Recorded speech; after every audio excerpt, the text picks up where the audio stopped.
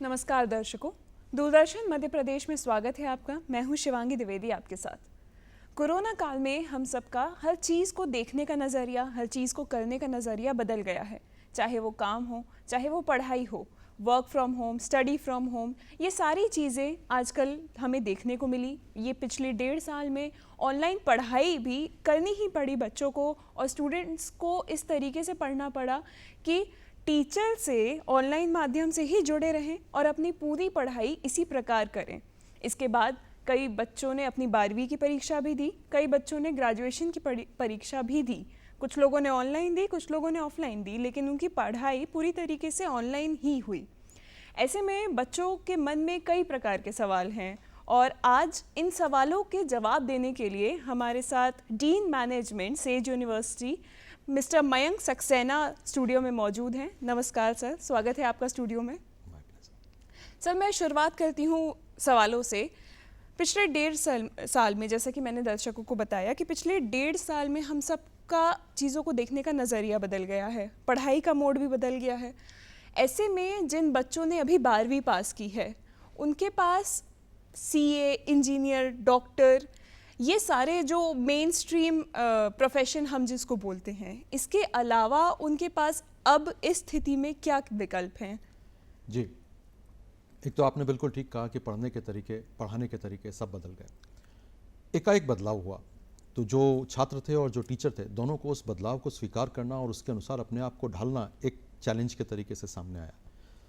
कई छात्रों ने उसको ढाल लिया और कई छात्र उसके लिए स्ट्रगल करते रहे। इसमें एक बहुत बड़ा स्ट्रगल जो देखने को मिला वो एक इंफ्रास्ट्रक्चर की अवेलेबिलिटी भी था। कई लोगों के पास इंटरनेट के लिए गैजेट्स थे, इंटरनेट था, कई लोगों के पास उतना बैंडविड्थ नहीं था, कई लोगों के पास उतना हाई स्पीड इंटरनेट नहीं था, तो they got struggling on various parts, various types. इन सारी परिस्थितियों में एक चीज़ तो ये साबित हो गई कि पढ़ने और पढ़ाने का तरीका जो वर्तमान का है, जिसमें कुछ क्लासरूम चलता है और कुछ इंटरनेट के ऊपर चलता है, यही आगे भी चलेगा। तो इसको बोलते हैं hybrid kind of education system, तो यही आगे भी चलेगा। तो छात्रों को भी उस पर जल्द से जल्द मास्टरी करनी होगी और सारे टीचर्स को भी उसके पढ़ाने के तरीकों पे मास्टरी करनी होगी। आपने एक चीज़ कही कि इंजीनियर, डॉक्टर और सीए के अलावा क्या ऑप्शंस हैं। वर्तमान में ये जो जनरेशन इस वक्त 12वीं पढ़ रही है, इनके लिए कहना चाहूँगा कि ये सबसे अच्छे समय पर भारत में 12वीं पढ़ रहे हैं। ये एक समय था जब हम लोगों ने 12वीं पढ़ा, उस वक्त पर यही 3 चीज़ें नज़र आती थी, मेडिकल, डॉक्टर, सीए, और हद से हद कुछ और करना है तो आप टीचर बन जाइए। पर आज स्थितियाँ एकदम बदल गई हैं।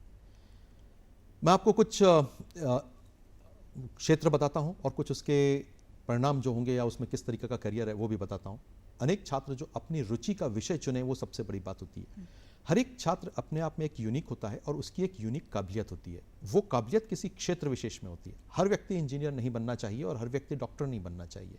तो जो आपकी काबिलियत है उसके हिसाब से अपने क्षेत्र का चयन करें और उस क्षेत्र में आप सर्वश्रेष्ठ बने, सर्वश्रेष्ठ दें, ये एक विचार के साथ पढ़ाई होनी चाहिए। रहा सवाल कौन कौन से क्षेत्र हैं।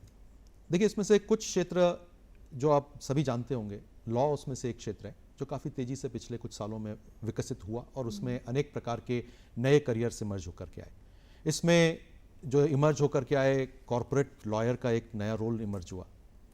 इसमें सैलरीड प्रोफेशन में सैलरीड पोजीशंस इसमें इमर्ज हुई। तो law is one of the area जिसमें से काफ़ी इमर्जेंस आया। इसने ग्लैमर भी खूब पाया। सुप्रीम कोर्ट के लिए अगर आप देखेंगे तो सुप्रीम कोर्ट की रिपोर्टिंग करने के लिए अलग से रिपोर्टर होते हैं, वो जनरली लॉयर्स होते हैं। अखबारों में खूब सारा लिखने के लिए, लीगल इश्यूज़ को लिखने के लिए बात आती है, पॉलिसी मेकिंग के लिए बात आती है। तो ये सारी चीज़ें लॉ प्रोफेशन के साथ जाती हैं। अगर आप शासन को इवैल्यूएट करना चाहते हैं, परिस्थितियों को क्या सत्य क्या गलत बताना चाहते हैं, अगर आप किसी एक न्याय की बात करना चाहते हैं या क्या होना चाहिए राष्ट्र के लिए, ऐसी बातें करना चाहते हैं, तो निश्चित रूप से लॉ आपके लिए बहुत अच्छा प्रोफेशन होता है। दूसरा प्रोफेशन जिसकी बात करूंगा वो जर्नलिज्म, जो आपका क्षेत्र है। जर्नलिज्म एंड मास कम्युनिकेशन खूब सारे टीवी चैनल्स आपने देखे होंगे पिछले कुछ समय में बहुत तेजी से बन के आए। ओटीटी प्लेटफॉर्म्स एक नया इनोवेशन है, वो बन के आया। पहले जो मनोरंजन था, जो एंटरटेनमेंट था, वो सबके लिए समान होता था। अमिताभ बच्चन की एक फिल्म लगी है थिएटर में, हर कोई जाएगा उसको देख के आएगा। मेरे हिसाब से अमिताभ बच्चन नहीं चलेंगे, आपके हिसाब से अमिताभ बच्चन नहीं चलेंगे। Everybody get entertained by seeing what Amitabh was doing. This was the older concept. और अब आर्टिफिशियल इंटेलिजेंस के थ्रू जो नए किस्म का मीडिया और नए किस्म का कंटेंट क्रिएशन है वो पर्सनलाइज्ड हो रहा है। तो इस क्षेत्र में अपार संभावनाएं खड़ी हो रही हैं। इसमें चाहिए क्या? इसमें चाहिए फिल्म मेकिंग के साथ साथ आर्टिफिशियल इंटेलिजेंस की जानकारी, इसमें फिल्म मेकिंग के साथ साथ आपको एनिमेशन की जानकारी, और तीसरी बात एक पूरा आईटी इंफ्रास्ट्रक्चर के साथ अपने आप को अडॉप्ट करने की चैलेंज। बिल्कुल। इन चीज़ों के साथ अगर आप जाएंगे तो journalism and mass communication is an wonderful field which is coming up. और भी कुछ नए प्रोफेशंस हैं जो इसमें से इमर्ज कर रहे हैं। उसमें से एक आपने नाम सुना होगा industry 4.0, industry 4.0 revolution. Artificial intelligence एक ऐसी चीज़ हो गई है जो हर क्षेत्र में उसका उपयोग करने के लिए लोग चाहिए। एग्रीकल्चर फील्ड में आर्टिफिशियल इंटेलिजेंस के लिए लोग चाहिए। तो आर्टिफिशियल इंटेलिजेंस में जिन लोगों ने महारत हासिल की है, ऐसे लोग अभी भी भारत में बहुत कम हैं। इसी तरीके का एक दूसरा जो एरिया इमर्ज करता है वो है रोबोटिक्स। तो रोबोटिक्स में कैसे दो चीज़ें आती हैं, एक तो रोबोट का किस तरीके से वो टेक्निकल बनेगा, दूसरा रोबोट का इस्तेमाल कहाँ करना है। तो टेक्निकल नॉन टेक्निकल दोनों लोगों की आवश्यकता है। उसके फंडामेंटली बिजनेस किस तरीके से इमर्ज होगा उसकी आवश्यकता है। तो ये सारी चीज़ें एक नए प्रोफेशंस को इमर्ज कर रही हैं। Data science, robotics, these all issues.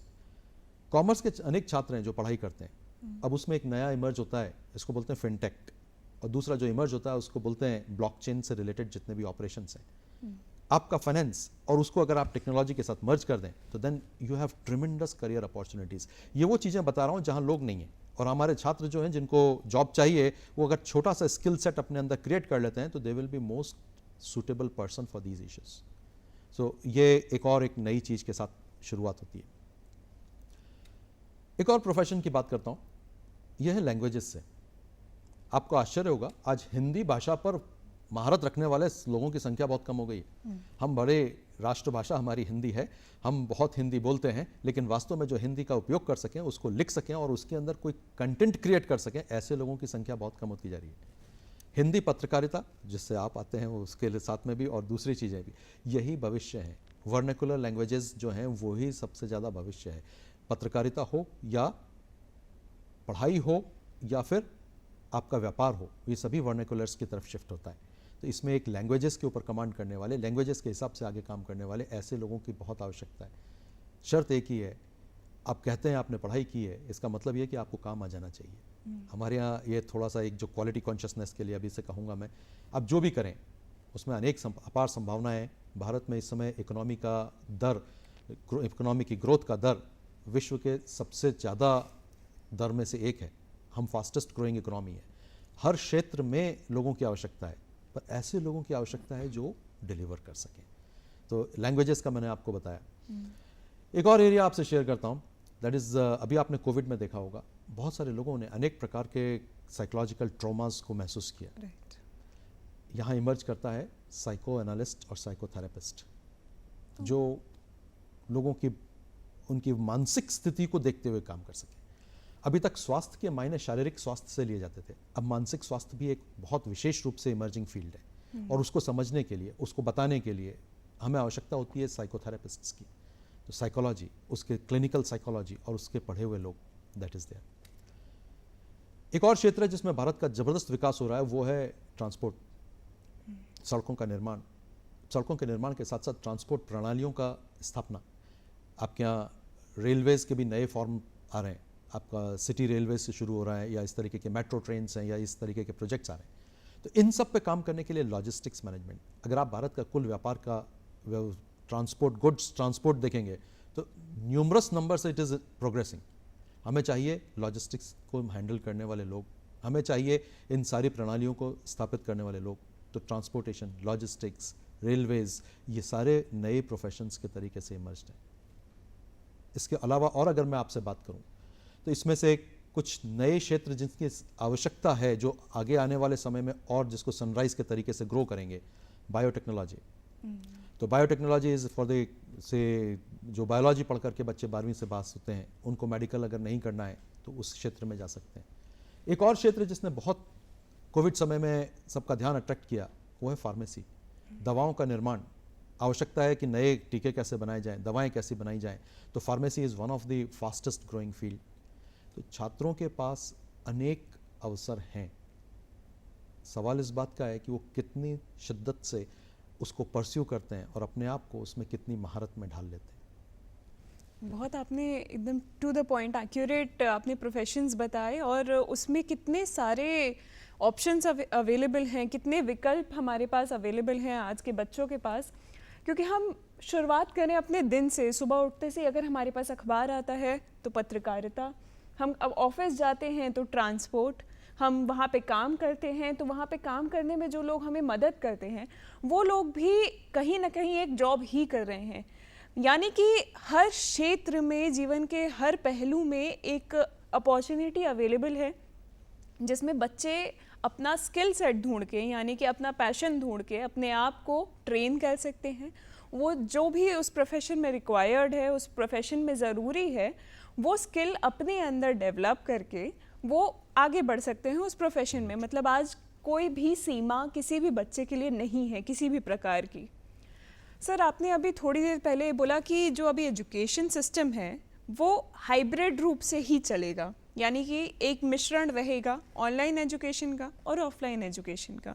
लेकिन आपका कहना है कि जो ऑनलाइन एजुकेशन है वो लगातार बढ़ती ही जाएगी, मतलब कि ये बंद नहीं होगी एकदम से, कंटिन्यू रहेगी, प्रोसेस में रहेगी। यानी कि बच्चों को कहीं ना कहीं अपने आप को इस तरीके से इसमें ढालना है कि अब यही इनका भविष्य है। किस हद तक ऑनलाइन एजुकेशन ऑफलाइन एजुकेशन से बेटर है, मतलब कि बेहतर है, और आपको क्या लगता है कि भविष्य में ये अगर हम इसे आगे तक लेके जाते हैं ऑनलाइन एजुकेशन को, तो इससे बच्चों पर क्या बुरा असर पड़ेगा उनकी एजुकेशन पे जो उनको मिलती है, या कोई अच्छा असर पड़ेगा? आपके प्रश्नों के दोनों तरफ से उत्तर देता हूँ जी। अच्छा क्या रहेगा, बुरा क्या रहेगा। डिजिटल है, ऑनलाइन है। ऑनलाइन में एजुकेशन में जो सबसे बड़ा विकास हो रहा है, जो अनुसंधान हो रहा है, और उस अनुसंधान के कारण जो नए तरीके आ रहे हैं, ये एक रियल शिक्षा मित्र का रूप लेता जा रहा है। इसको मैं शिक्षा मित्र बोल रहा हूँ। कोई बच्चा अगर कोई सवाल सॉल्व करने की कोशिश कर रहा है, उस वक्त पर वो कोई परेशानी महसूस करता है, तो आज आर्टिफिशियल इंटेलिजेंस इन एजुकेशन के कुछ ऐसे टूल्स हैं जो उसको ये पता कर पाते हैं कि इसको क्या मदद चाहिए, और जब वो रात को 2 बजे भी बैठा अगर कोशिश कर रहा है तो उसको उसी वक्त बताने की कोशिश करते हैं कि आपको ये इस तरीके से करना है। तो ये जो चीज़ें हैं ये यूनिक हैं, और इन्हीं के कारण डिजिटल एजुकेशन जो है वो चलेगा, इन्हीं के कारण आगे बढ़ेगा। हर एक व्यक्ति का सीखने का तरीका अलग होता है। मुझे शायद डिजिट्स ज़्यादा अच्छे से समझ में आती हैं, आपको हो सकता है कि पिक्चर्स ज़्यादा अच्छे से समझ में आते होंगे, किसी और को हो सकता है कि उसको सुन के ज़्यादा अच्छे से समझ में आता होगा। तो शिक्षा को देने का तरीका एक ही क्यों?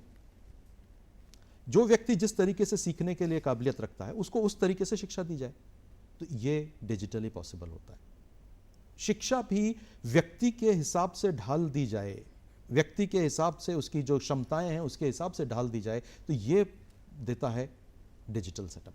इसलिए डिजिटल सेटअप रहेगा। दूसरी बात, डिजिटल सेटअप बाउंड्रीलेस है। कौन सी ज्ञान को कहां से लेके आना है और कब उसको इस्तेमाल के वक्त पर दे देना है, इसको डिजिटल ही कर सकता है। अगर मैं क्लास में पढ़ा रहा हूं तो हो सकता है मुझे किसी किताब की आवश्यकता होगी, मुझे लाइब्रेरी जाना होगा, ढूंढ के निकालना होगा, वो कंटेंट निकालना होगा और फिर ला के देना होगा। अगर मान लीजिए कि मैं कुछ डिजिटल टूल्स यूज़ कर रहा हूँ तो वो मुझे ला करके क्लास में उसी वक्त जब पढ़ा रहा हूँ वहीं सामने देते हैं और उस फॉर्मेट में जो मुझे ज़रूरत है, तो मेरे लिए बहुत आसानी होती है। इसलिए डिजिटल के पॉजिटिव साइड्स बहुत सारे हैं, इसलिए मैंने आपसे कहा था कि ये रहेगा। हुआ ये कि हम डिजिटल पे जितना धीरे धीरे करके आते इतना एकाएक आ गए, क्योंकि कोविड ने परिस्थितियाँ बदल दी। परिवर्तन टेक्नोलॉजी के बहुत तेज़ हैं। 5G टेक्नोलॉजी से हम उम्मीद करते हैं कि हाई स्पीड इंटरनेट हमें बहुत जल्दी मिलेगा और उसके द्वारा जितनी भी ये परेशानियां अभी छात्रों को हो रही हैं वो कम हो जाएंगी। That is there. अब आपने कहा इसका नुकसान क्या है। इसका सबसे बड़ा नुकसान है इंटरपर्सनल रिलेशनशिप। व्यक्ति अगर क्लास में जाता है तो वो सिर्फ क्लास में पढ़ने नहीं जाता है, उसके बहुत सारे इंटरपर्सनल रिलेशनशिप्स होते हैं। एक मनुष्य सीखता है जब वो एक वातावरण में रहता है और उसका वहाँ पर एक कॉम्पिटिशन होता है। उन बच्चों के साथ खेलता भी है, लड़ता भी है, उनके साथ कुछ और तरीके से कॉम्पीट भी करता है, तो जितनी उसको ग्रोथ मिलती है वो इन सारी चीज़ों से भी मिलती है। अभी टेक्नोलॉजी में ये चीज़ें नहीं है। मानव को मानव बनाने वाले जो चीज़ें हैं वो अभी टेक्नोलॉजी को डालनी बाकी हैं, तो ये उसका नुकसान है। आप अगर कहें तो एक जो सामाजिक परिवेश है उसमें बदलाव दिखेगा, सामाजिक रिलेशनशिप में बदलाव दिखेगा, जो लोगों की एक दूसरे के लिए कंसर्न, ये मेरा फील है, हाँ, इसको मैं किसी उस पर से नहीं कहता, जो एक दूसरे के लिए फील है, एक दूसरे के लिए जो विचार होता है, उसमें परिवर्तन निश्चित रूप से आएगा। क्योंकि अब आप अकेले अकेले हैं, आप अपने आप में हैं, अपने दुनिया में हैं, या आप ऐसे मशीन टू मैन इंटरेक्शन में हैं जिसमें शायद फीलिंग्स के लिए कोई स्पेस कम है। तो ये परिवर्तन उसमें आएगा। रहा सवाल सीखने के तरीकों पे, वो छात्र जिन्हें टीचर अपने साथ मोटिवेट करते थे और उनको आगे बढ़ाते थे, उनको नुकसान होगा डिजिटल से। क्योंकि उनका सेल्फ ड्राइव जिनका कम है, उनको ड्राइव मिलता था टीचर से। वो टीचर थोड़ा सा डांट भी देते थे, थोड़ा सा किसी पे चौक मार देते थे, किसी पे कुछ कर देते थे, तो they get dragged into the learning system. पर वो अब यहाँ नहीं मिलेगा। तो इन परिस्थितियों में वो छात्र जो सेल्फ ड्रिवन हैं वो तो बहुत तेजी से एक्सेल करेंगे, पर जो छात्र जिनको थोड़ा सा ड्राइविंग फोर्स टीचर से मिलता था, वो उनको तकलीफ आएगा। मैंने आपसे शुरुआत में एक चीज़ कही थी, आप वो कीजिए जिसमें आप पैशनेट हैं। अब पैशन की कीमत बहुत ज़्यादा है। पहले टीचर थे जो आपको लेके चले जाते थे, पर अब टीचर जो हैं वो साथ कितने देर रहेंगे नहीं कह सकता। इसलिए पैशन पे आइए, अपने पैशन को जगाइए और अपने पैशन के थ्रू उसको रन कीजिए, तो आपको इस नए सिस्टम में बहुत तरक्की मिलेगी, बहुत आगे बढ़ेंगे। बहुत सारे नए टूल्स हैं। अब ये टूल्स जो हैं वो इस्तेमाल करने में पहली बार में समझ में नहीं आते। जैसे क्लासरूम के बहुत सारे ऐप्स आ गए, जो बोर्ड है उसके ऐप्स आ गए।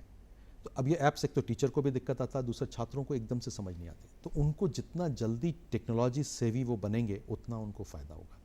तो ये कुछ परिवर्तन है जिसमें आएगा। आज जो ज़मीनी हकीकत है उसमें जो छात्रों को समस्या आती है डिजिटल की वजह से, जो आप कह रहे हैं, सबसे बड़ी समस्या ये आती है कि जब वो प्रश्न पूछना चाहते हैं तो वो प्रश्न का उनका व्यक्तिगत उत्तर डिजिटल पर कितना इफेक्टिवली वहां तक पहुंचता है, ये एक समस्या है। तो मेरा इसमें से कहना यह है कि अब शिक्षा आपकी ज़रूरत और आपकी ड्राइव पर चलेगी। आप ये सोचो कि किसी संस्था में प्रवेश ले लिया है तो टीचर आपके पीछे चल के उसको पार लगाएंगे, वो संभावनाएं डिजिटल में कम होती जाएंगी। बिल्कुल, आपने बहुत सटीक बात कही कि जो ये ऑनलाइन पढ़ाई है ये एक सिक्का है जिसके दोनों पहलू हैं। एक अच्छा भी है जी, बुरा भी है। और अच्छा तो है ही, क्योंकि जितना हम आधुनिक होते हैं उतना हमें फ़ायदा होता है, लेकिन जो आपने बात कही कि मानवीयता रहती है वो उसमें अभी आना बाकी है। और अब बच्चों को ज़रूरत है कि वो खुद आगे बढ़ें, क्योंकि अब शिक्षकों के भी बाउंडेशंस हैं, उनकी भी सीमाएं हैं। वो बहुत लंबे समय तक आपका हाथ पकड़ के आपको आगे नहीं ले जा पाएंगे, क्योंकि जो डिजिटल दुनिया के जो बाउंडेशंस हैं, जो सीमाएं हैं, उसे अभी पार करना थोड़ा मुश्किल है। और दूसरा, आपका उनका संपर्क मैन टू मैन कनेक्ट नहीं होगा। बिल्कुल, बीच में एक मशीन होगी। अब वो मशीन में आप उसको कैसे डिवेट कर सकते हैं? कुछ स्मार्ट लोग होते हैं, वो एक फिल्म चलाते रहते हैं, कहीं और बैठे रहते हैं, ऐसे छात्र भी होते हैं। बिल्कुल। तो ऐसी परिस्थितियों में टीचर जो कर रहे हैं उसका परिणाम क्या आएगा, वो मतलब it is based on the interest of student. उसकी ड्राइव जो है ना वो प्राइमरी होती जा रही है। वरना सिस्टम को मैन्यूवर करके अपने रास्ते निकालने वाले पहले भी थे, अभी भी बहुत हैं, पर अब आसान हो गया छात्रों के लिए। ये एक समस्या है। बिल्कुल, क्योंकि एक बच्चा जो होता है वो चंचल तो होता ही, उसका मन चंचल होता है। एक शिक्षक का काम होता है कि उसके चंचल मन को एक दिशा दिखाए जी। और अभी वो डिजिटली थोड़ा मुश्किल हो गया है, क्योंकि बच्चे क्या करते हैं कि फ़ोन चल रहा है, ऑनलाइन क्लास चल रही है। खासतौर पर ये जो स्कूल के बच्चे होते हैं, ऑनलाइन क्लास में एक तरफ चालू कर दिया उनका फ़ोन, ऑनलाइन शिक्षक बोल रहे हैं और साइड में उनका वीडियो गेम चल रहा है या कोई मूवी चल रही है या किसी से बात चल रही है। ऐसा बहुत देखने को मिला है इस प्रकार के केसेस। बिल्कुल ठीक है जी। अभी आपने थोड़ी देर पहले आपने बात की कि कॉलेज में सिर्फ प्रवेश कर लेना या किसी संस्थान में प्रवेश कर लेने से ही केवल आपको ज़रूरी नहीं है कि आपको एक दिशा मिल जाए। वो आपका सेल्फ ड्रिवन होना चाहिए, मतलब आपका खुद का पैशन होना चाहिए उस करियर में, उस कोर्स में। बिल्कुल। अभी हम प्रवेश की ही बात करते हैं सर। देश के कई राज्यों में सीईटी होते हैं, कॉमन एंट्रेंस टेस्ट, और कई जो छात्र होते हैं वो इन कॉमन एंट्रेंस टेस्ट की मदद से ही यूनिवर्सिटी में प्रवेश लेने जी। की कोशिश करते हैं। जी इस दौरान ये जो पढ़ाई मुश्किल हो गई है, डिजिटल का समय चल रहा है, जी। ऑनलाइन समय चल रहा है पढ़ाई का। पहले बच्चे कोचिंग कर लेते थे, जी। बहुत सारे उनके पास ऑप्शंस थे, जी। अभी भी हैं, लेकिन जैसे कि हमने बात की कि हर चीज़ का पहलू होता है। तो अब इस दौर में, इस परिस्थिति में बच्चे सीईटी के लिए, कॉमन एंट्रेंस टेस्ट के लिए खुद को कैसे तैयार करें? जी, आपने जो प्रश्न किया है वो छात्रों के लिए बिल्कुल आज के समय की आवश्यकता है। अभी सभी तरफ प्रवेश चल रहे हैं, हर विश्वविद्यालय का अपना एक एंट्रेंस टेस्ट होता है। जनरली ज़्यादातर विश्वविद्यालय जो हैं वो अपना एंट्रेंस टेस्ट कंडक्ट करते हैं, और जितने भी रेप्यूटेड विश्वविद्यालय हैं वो सभी अपने एंट्रेंस टेस्ट के थ्रू एडमिशन्स देते हैं। आपको ये देखना पड़ेगा कि एक तो एंट्रेंस टेस्ट की तैयारियों में जो तैयारियां हैं उसके कुछ क्षेत्र हैं।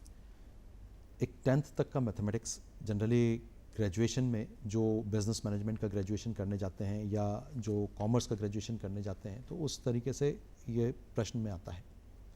दूसरा आता है भाषा पर आपका कितना अधिकार है, भाषा पर आप कितना लेके चल रहे हैं। तीसरा आता है आपको डेटा के साथ में काम करना है। ये सारी चीज़ें आपकी प्रैक्टिस पर निर्भर करती हैं। इनमें कोई बहुत गूढ़ गंभीर कॉन्सेप्ट नहीं पूछा जाता, इनमें प्रैक्टिस और आपकी रफ्तार, वो चीज़ें काम करती हैं। छात्रों से मेरा अनुरोध है कि वो जितनी ज़्यादा प्रैक्टिस डिजिटल प्लेटफॉर्म्स पे खुद की किताबों के साथ कर सकेंगे उतने वो बेहतर रहेंगे। प्रश्नों को हल करने के लिए एक चाहिए रफ्तार। रफ्तार आती है सिर्फ आपकी प्रैक्टिस से।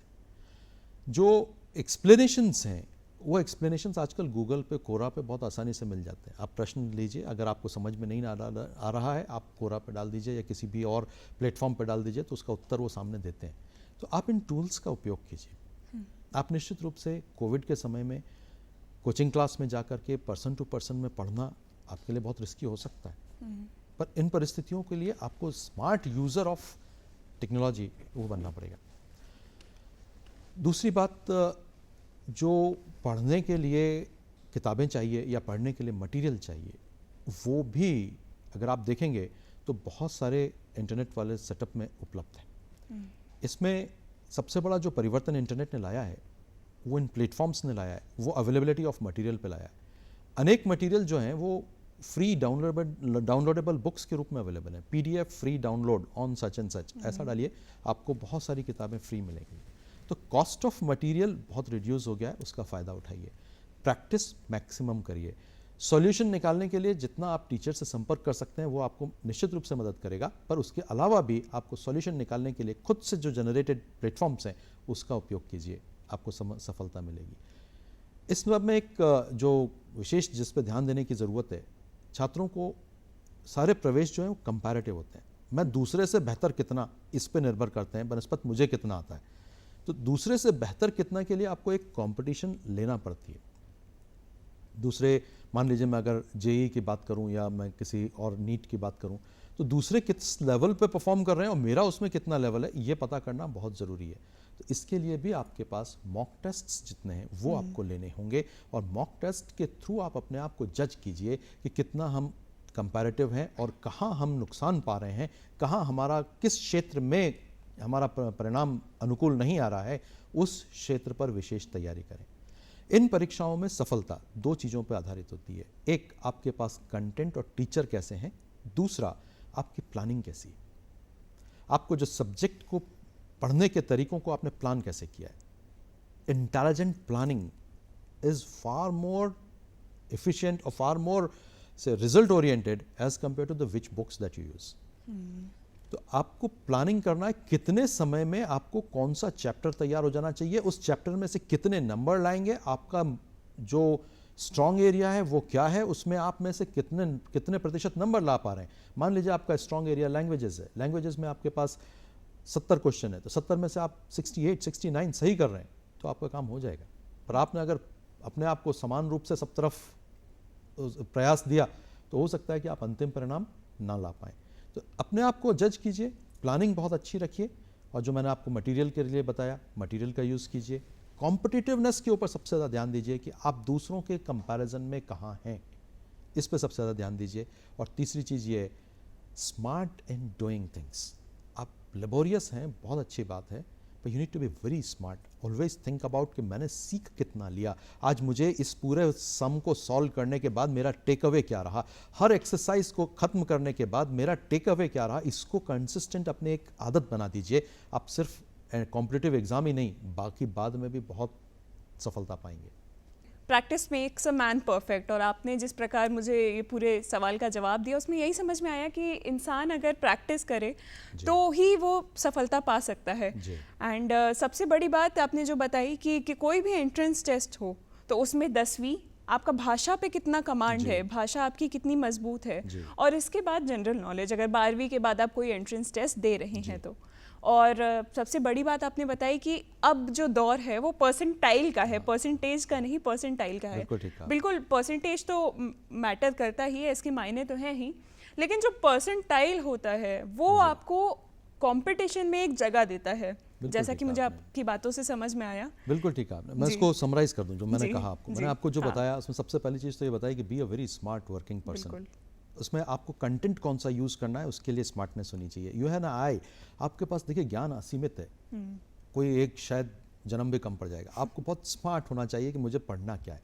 दूसरी चीज़, आपको सीखना क्या है, उस प्रश्न को हल करने की सामर्थ्य आपको लानी है। तो प्रश्न को हल करने की सामर्थ्य के लिए जो अलग अलग तरीके हो सकते हैं वो ढूंढने हैं। तो ये कंटेंट में पढ़िए, और कंटेंट में अगर ये नहीं पढ़ पा रहे हैं तो कोरा और दूसरे जो प्लेटफॉर्म्स हैं उस पर से ढूंढ के अपने लिए हल बनाइए।